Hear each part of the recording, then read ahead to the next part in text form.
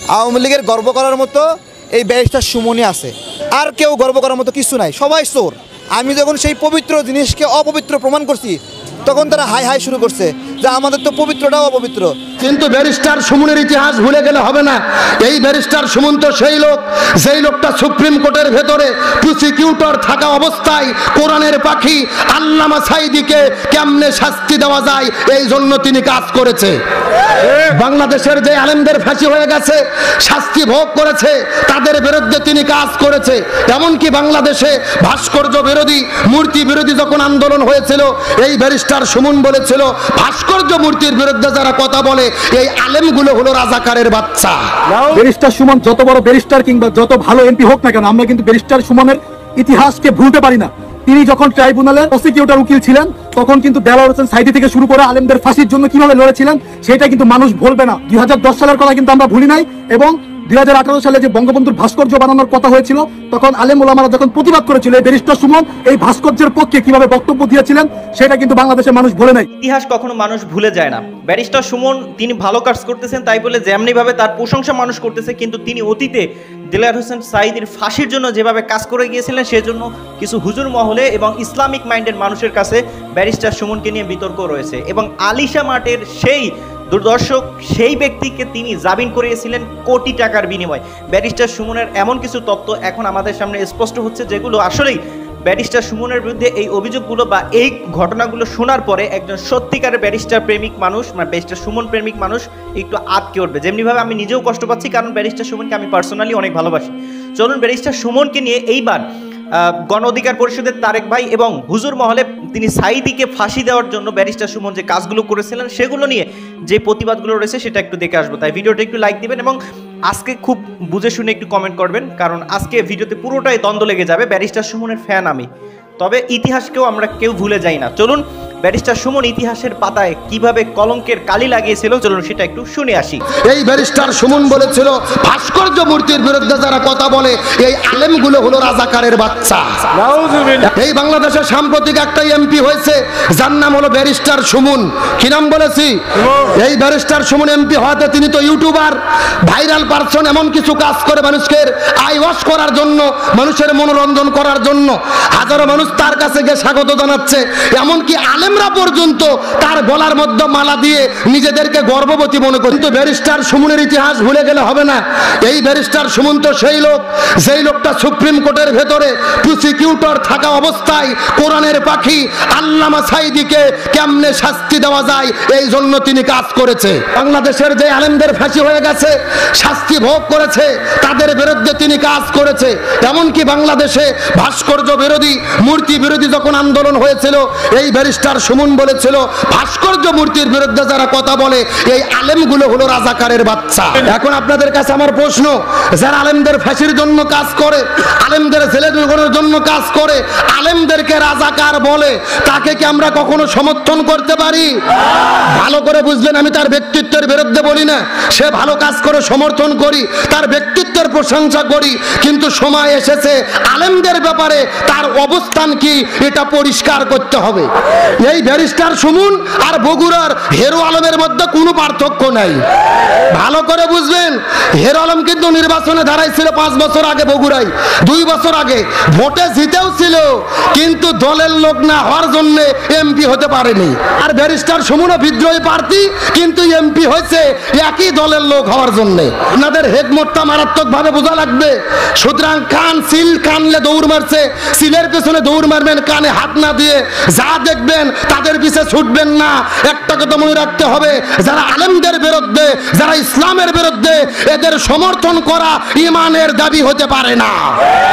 এ যদি তওবা করে আলেমদের পক্ষে থাকার ঘোষণা দেয়, আলেমদের পক্ষে থাকে, আমরাও তার পক্ষে থাকবো। সমস্যা ব্যারিস্টার সুমন পাশ করার পরে বক্তৃতায় বলেছে আমাকে ফুল দেওয়ার 200 টাকা দিয়ে ফুল দেওয়ার পরিবর্তে আমাকে 200 টাকা না দিয়ে অসহায় মানুষকে 200 টাকা দিবেন, আমি তার বুকে জড়াই ধরবো। এই কথা বলার পরেই আমাদের হুজুররা বলছে হ্যাঁ এই তো মদিনার সনদে রাষ্ট্র চালানোর মতন যদি কোনো রাষ্ট্রপতি থেকে থাকে তাহলে একদম ব্যারিস্টার সুমনই পাইছি। এটাই হচ্ছে সেই মদিনার সনদে চালানো একটা রাষ্ট্রপতি। হ্যাঁ, ব্যারিস্টার সুমন এমপি হওয়াতে জীবন ধন্য। আমি এই সমস্ত হুজুরদেরকে বলছি, হুজুররা এই ব্যারিস্টার সুমনকে আপনারা চিনেন নাই। ভুলে গেছেন এর অতীত ইতিহাস। এই ব্যারিস্টার সুমন সেই লোক যিনি উলামায়ে কেরামকে রাজাকার বলে গালি দিয়েছে, আল বদর আশ-শামসের অধিকার উত্তরসূরি বলে হুজুরদেরকে গালি দিয়েছে। আমরা নাকি রাজাকারদের বিরুদ্ধে তৈরি, আমরা আমাদের শরীরে নাকি রাজাকারের রক্ত বইতেছে, আল বদর আশ-শামসের রক্ত বইতেছে, আমরা নাকি স্বাধীনতার বিপক্ষের শক্তি। এই রকম বক্তব্য দিয়েছিল। কখন দিয়েছিল? যখন আল্লামা মামুনুল হক সহ বাংলাদেশ সমস্ত উলামায়ে কেরাম ভাস্কর্যের বিরুদ্ধে কথা বলেছিলেন। তারা বলেছিলেন ভাস্কর্য আর মূর্তির মধ্যে কোনো পার্থক্য নেই, ভাস্কর্য এবং মূর্তি একই জিনিস। জাতিকে এই কথা যখন বুঝিয়েছিলেন, তখন ব্যারিস্টার সুমন এই সমস্ত উলামায়ে কেরামের বিরুদ্ধে বিক্ষোভ মিছিল করেছিলেন এবং সেই মিছিলের তিনি সমাপনী বক্তব্যে এই কথাগুলো বলেছিলেন।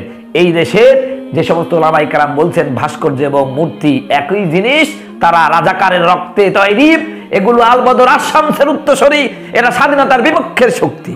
এই হচ্ছে ব্যারিস্টার সুমন। আরো বলছে শোনেন, উনি যখন ট্রাইব্যুনালের প্রসিকিউটর ছিল, যতগুলো আলেমের ফাঁসি হয়েছে, এই সমস্ত আলেমদের ফাঁসির জন্য ওনার কিন্তু অনেক অবদান রয়েছে। এমনি তাকে এমপি বানানো হয় নাই, এমনি এমনি তিনি এমপি হয় নাই, ইনার অনেক অবদান আছে। অতএব হুজুরদেরকে বলছে, হুজুররা থামো, অত লাফায়ও না, অত খুশি হয়েও না, তোমার টুটি চেপে ধরবে। উলামায়ে কেরামকে বলছে, উলামায়ে কেরাম টুটি চেপে ধরবে। আজ তার কাছে সেলফি তুলছো, তার সাথে সেলফি তুলতেছো, সেলফি তুলে নিজেকে গর্বিত মনে করছে না, ব্যারিস্টার সুমনের মতন একজন মহান নেতার সাথে সেলফি তুলেছি, আমি কি আর আমি আছি ভাই? এই হলো ব্যারিস্টার সুমন। তিনি ভালো কাজ করলে ধন্যবাদ, কিন্তু আলেমদের বিরুদ্ধে ওনার কি অবস্থা এখনো কি চেঞ্জ হয়েছে? উনি যে আপনাকে বললো আপনি স্বাধীনতার বিপক্ষের শক্তির লোক, এই দেশের উলামায়ে কেরাম বা স্বাধীনতার বিপক্ষের শক্তির লোক, কারণ এই দেশের সমস্ত উলামায়ে কেরাম বলেছিল যে ভাস্কর্য এবং মূর্তি একই রকম, মূর্তি আর ভাস্কর্যের মধ্যে দেয়ার আর নো ডিফারেন্স বিটুইন মূর্তি এন্ড ভাস্কর্য। এ কথা যখন বলেছিল, তখন এই সমস্ত আলেমদেরকে তিনি একটি উপাধি দিয়েছিলেন, যেটা হলো আল বদর আশ-শামস, নতুন প্রজন্মের এরা আল বদর আশ-শামস রাজাকার। আমি দেখবেন যে 71 সালে, আমি জানি না আপনাদের খেয়াল আছে কিনা, 71 সালে যারা বলছেন যে যারা পাকিস্তানের বিরোধিতা করবে তারা আর মুসলমান থাকবে না, এই সব কথা যারা বলছেন, তারা এই সব কথা বলে তো আর পাকিস্তানকে আটকাইতে পারেন নাই, এই দেশে রাখতে পারেন নাই। এই আপামর মুক্তিযোদ্ধারা এই দেশটারে জয় করে নিয়েছিল। আপনি খেয়াল করে দেখবেন, এদের বংশধররাই আজকে বলে যে এইটা মূর্তি, এইটা প্রতিমা, এই সব কথা বলে। এইবারও এই স্বাধীনতার সপক্ষের সরকার এবং সরকারের বিরোধিতা করার জন্যই ইসলাম প্রতিষ্ঠা এদের কোনো উদ্দেশ্য না, এদের উদ্দেশ্য হচ্ছে গিয়ে প্রকৃত অর্থে এই সরকারের পতন।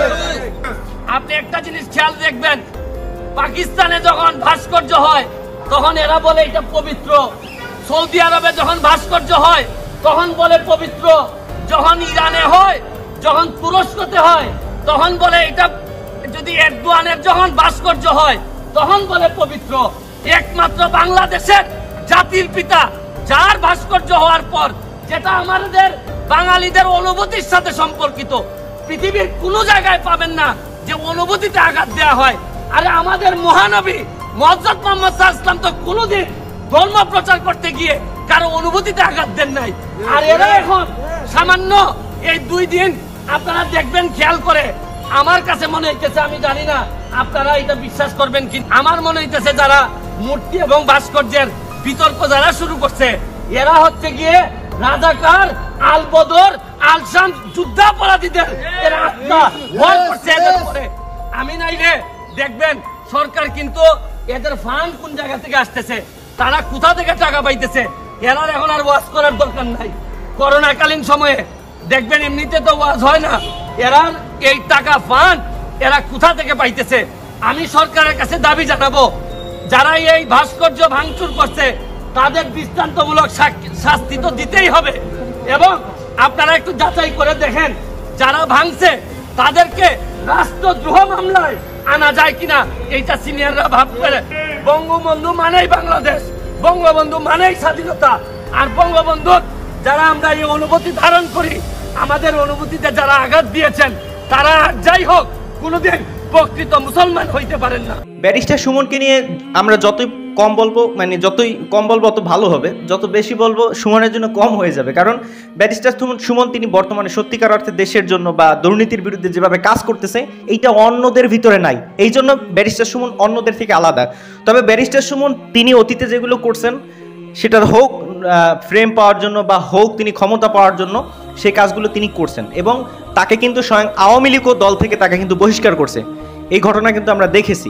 সুতরাং ব্যারিস্টার সুমন তিনি যেগুলোই করছেন সেগুলো ইতিহাসের পাতায় লেখা থাকবে এবং ব্যারিস্টার সুমন এখন যে ভালো কাজ করতেছে এগুলো ইতিহাসের পাতায় লেখা থাকবে। তাই অবশ্যই মানে ব্যারিস্টার সুমন তিনি এত ভালো কাজ করলেন বা এত দলের জন্য এত কাজ করলেন, তারপর সেই দলটাকে যখন বহিষ্কার করলো তখন কিন্তু ব্যারিস্টার সুমনের আর জবাব দেওয়ার মতো কিছুই ছিল না। সুতরাং মানে দলের লোভ পাওয়ার জন্য বা দলের থেকে নমিনেশন পাওয়া বা দলের থেকে সাপোর্ট পাওয়ার জন্য কখনো অপকর্মে জড়ানো ঠিক না, এইটাই হচ্ছে তার অন্যতম উপমা ব্যারিস্টার সুমন। তো ব্যারিস্টার সুমনকে নিয়ে আপনি আপনার নিজস্ব মতামত লিখতে পারেন, অবশ্যই আপনার মতামত আপনার দেওয়ার অধিকার রয়েছে। ভিডিওটা একটু লাইক দিয়ে অন্য মানুষের কাছে পৌঁছে দেওয়ার চেষ্টা করবেন। ভালো থাকবেন সবাই, আসসালামু আলাইকুম ওয়া রাহমাতুল্লাহ।